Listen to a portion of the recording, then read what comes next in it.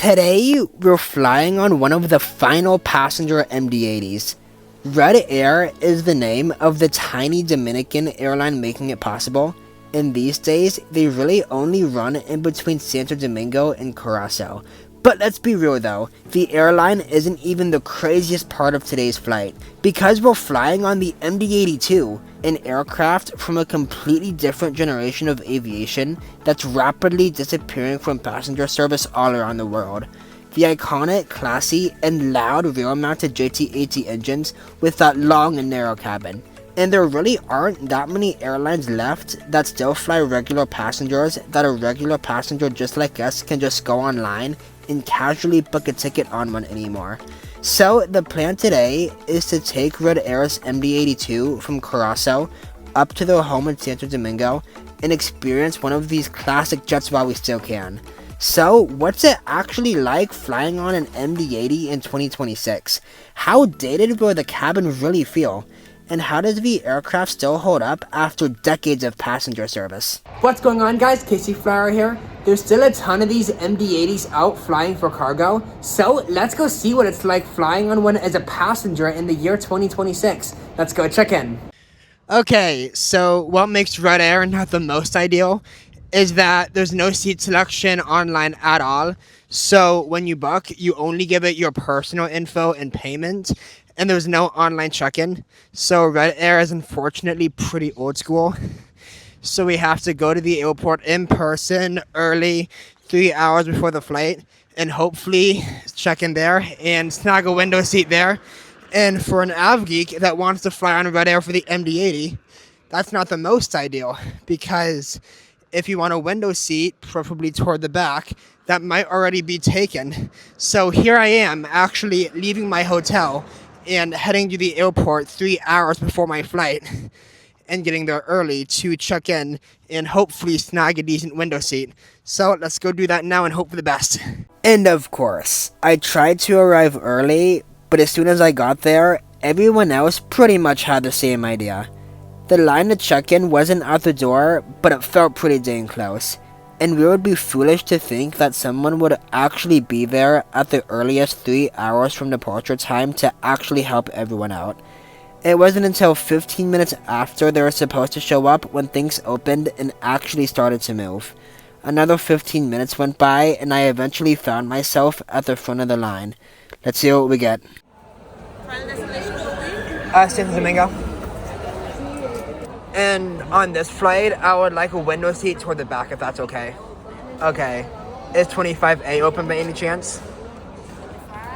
25 Alpha? 25 Alpha? Thank you. No luggage, just this. As a carry-on. Awesome. Alright, that could have gone so much worse. But yeah, shout out to that gate agent for being so chill. And it's almost like she wanted to help me because I was helping her by making her life easier by not giving her any weird big checked bags. But yeah, all I needed was that boarding pass, and we got our nice window seat toward the back by the engine. And normal people don't want that. Normal people want to be toward the front so they can get off the plane sooner. But guess what? We are not normal people. But yeah, since I have time, I'm back at my hotel. I'm going to take a quick shower, and then we'll head to the airport for real. Alright, the inbound aircraft's about 20 minutes out, so let's go check out of the hotel and check out the aircraft.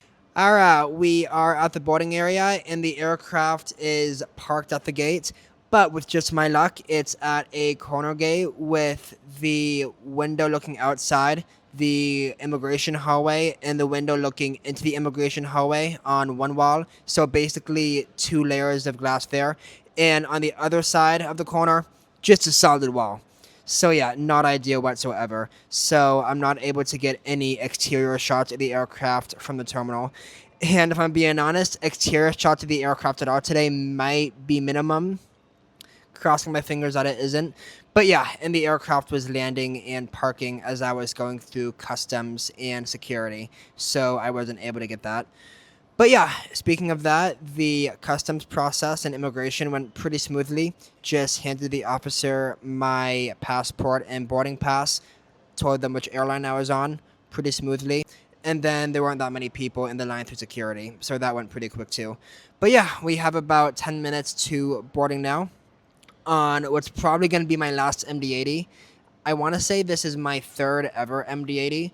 Once with American back in 2017, Delta back in 2019, and then this one with Red Air in 2026, and third MD-80, and 9 times out of 10, probably going to be my last. But yeah, enough of that. So let's go ahead and get on board, and I'll catch you guys to the seat. Boarding got delayed about 20 minutes, but that round of the waiting game came and went, and they were ready to board us. The 36-year-old MD-82 will be Hotel India 1066, delivered brand new to the MD-80 legend in September of 1990 as November 7532 Alpha for American Airlines. In September of 2012, it then found itself with Laser in Venezuela as Yankee Vector 2927 before making it to Red Air in March of 2021.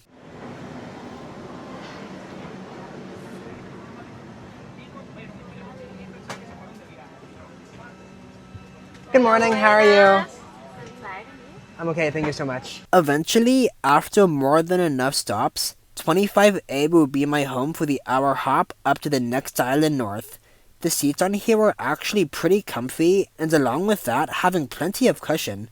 25A has a width of 17 inches, a pitch of 31 inches for legroom, which is just 1 point on my seat to the same point of the seat in front of me, and a recline of 3.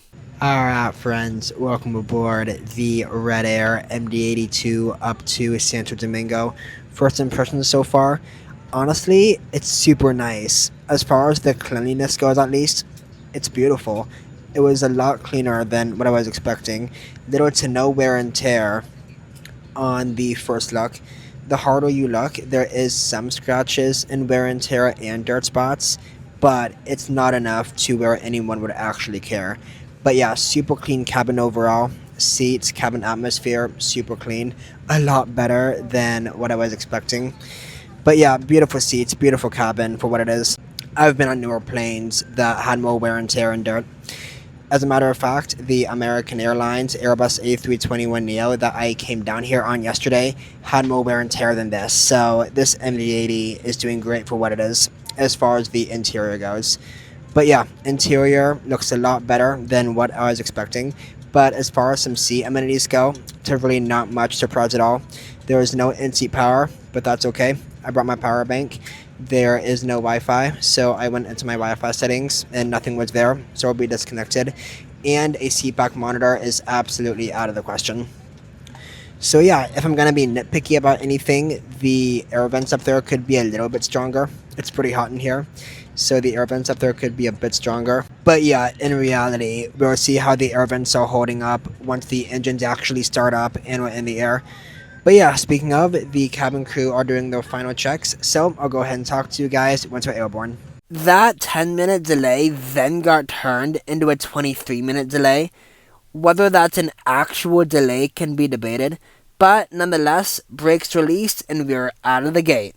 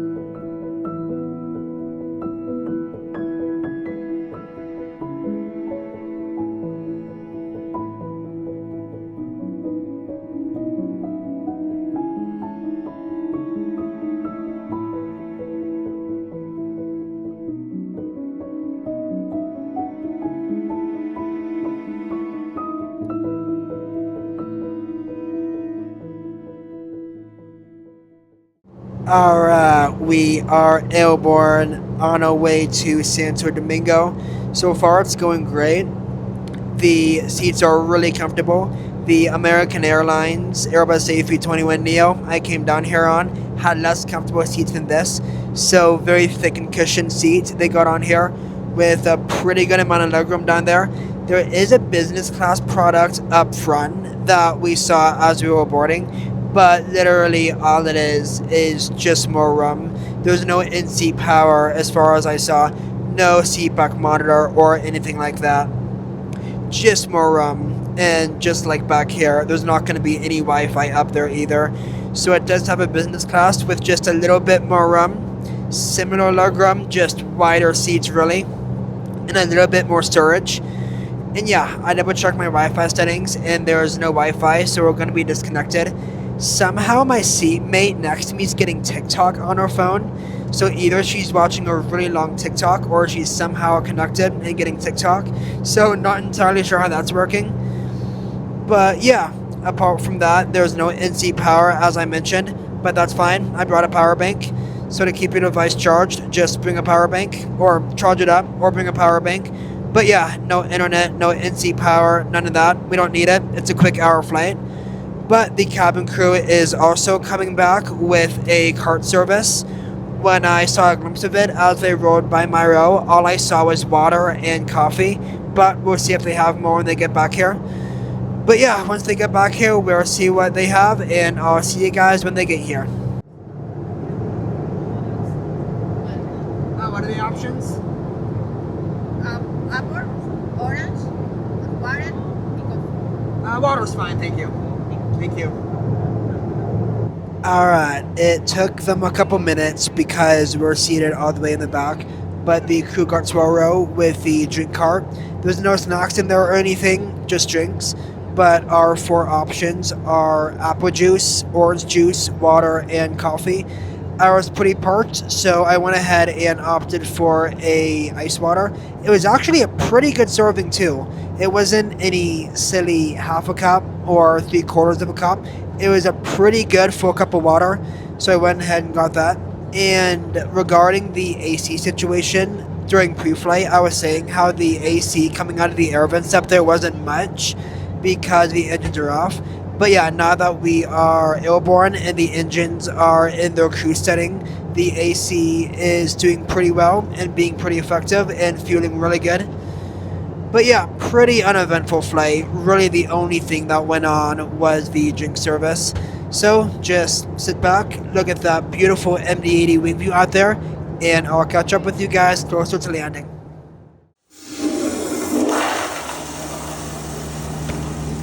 Alright, welcome to the Lure review on the Red Air MD-80.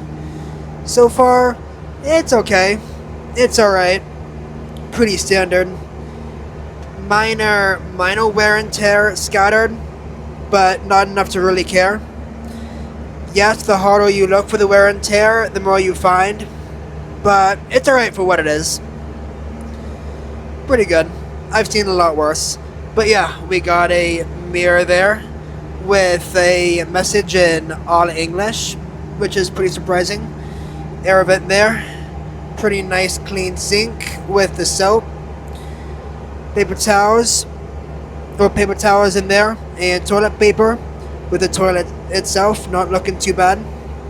You got some wear and tear down there, which again isn't ideal, but I'm looking for it, and the harder you look for the wear and tear, the more you're going to find. But again, down there, really not enough for you to care. And then that mirror with me. But yeah, I've seen worse loos. Pretty alright. Clean enough MD-80 loo we got back here. Alright, and just when I got back to my seat from the loo, we are pretty well into our descent down into Santo Domingo. If anything, I have the island in sight now. But on the rest of the way in, I'm going to go ahead and use that time to rate the airline and flight using my channel original rating system. Very creatively named the Raleigh rating scale. Named that because my first name is Raleigh. If you're new here, I use that scale to rate all of the flights I take at the end of every one of my airline reviews. It uses 6 different categories to see how well the airline did at each of the 6. But if you're not new here, good job. You made it this far in the video. How do you think Red Air did today with the MD-80? Well, let's go ahead and land on Santo Domingo and find out. The service was an 8 out of 10, as they took pretty good care of us. I just wish that they would have given us a valid reason for that delay in the beginning. On board, they were only relatively efficient with the service. They had just enough time to finish it before descent. A crew member during pre-flight also told me off for filming her, but after I said that she wasn't in frame, she didn't care. In the end though, they were very friendly, and the whole crew delivered a more than satisfactory flight experience. The cleanliness was a 10 out of 10, as the cabin was beautiful for what it was. It was so much better than what I was expecting, and some of the other classics I've flown on and covered. The harder you looked, the more subtle wear and tear spots were found, but not that anybody cared. Overall, for what it was, very beautiful seats and cabin. The Wi-Fi was a 0 out of 10, as none was available. The food was a 4 out of 10, as there are a few good drink options, and the serving was actually pretty good, as the crew pretty much topped off the cup entirely. It was better than those half cups you've seen on other airlines. But apart from water, there's apple juice, orange juice, and coffee. It'd be nice to see some alcohol options, and there weren't any small packaged snacks either. Not that it was necessary, but it would still be nice to see. The entertainment was a 0 out of 10, as nothing was provided on board by the airline to keep us busy. There was no in-seat power, so bring a power bank. There was no Wi-Fi, so download content, bring a book, or do whatever my seatmate did to get TikTok to work. The seat was a 9 out of 10, as there wasn't any of the entertainment amenities mentioned, but it was clean and comfortable. There was lots of cushioning, and the legroom was a little bit on the low side, but it was great for 5'9" me, especially with that recline. The amount of wear and tear was little to nothing, and it was great presentation. So the overall rating for the airline is going to be a 5.1 out of 10.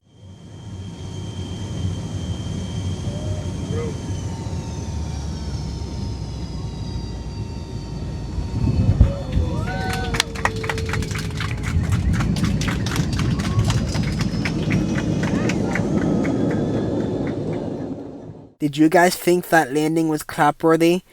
Let me know in the comments. After parking, and before I had to say goodbye to the MD-80, I got to hang out in the flight deck for a couple minutes and chat with the pilots. Or at least try. So how does it feel flying like one of the last MD-80s in service? It's more manually, but Yeah, it's really nice, you know. more manually and nice, yeah. So it's just the MD-80 that Red Air flies? And is it just in between CUR and STQ? Like that's the only route you fly? Okay, yeah. And so like what's the crew scheduling on that like? Is it like the same crew like the entire time? That's all you do? Yeah. Yeah. That's the same, right? So you're the only 2 pilots with Red Air? Yeah. Interesting. That's really cool. And so yeah, I guess this is the only aircraft that that's really cool. And yeah, the last time I was on an MD-80 was with Delta and American back when they retired those. So yeah, 9 times out of 10, this would probably might be my last MD-80 flight. Yeah. Maybe. This is the old for American, you know? Yeah, I know, I saw that. When I did my Yeah. research before this, I saw that it was with American, then Lacer. Yeah. And then for Red Air, you know? Yeah. Yeah, and Red Air. Yeah. Do you have plans to, does Red Air have plans to like retire these like anytime soon? Or like this, or just keep it around? I mean, if it ain't broke, don't fix it, right? Yeah. Yeah. Have a Have a good It was one. a pleasure. Take Thank care. you so much.